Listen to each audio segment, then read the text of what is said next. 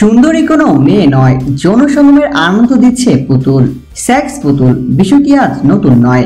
কৃত্রিম এই সমস্ত সেক্স পুতুলগুলি মানসিক চাহিদা হয়তো পূরণ করতে পারে না, কিন্তু শারীরিক চাহিদা পূরণ করতে কিন্তু এরা সক্ষম।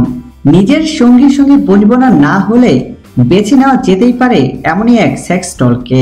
অন্যান্য সেক্স পুতুলের মতন এটিকে স্পর্শ করলেই পাল্টা সাড়া দেবে সে।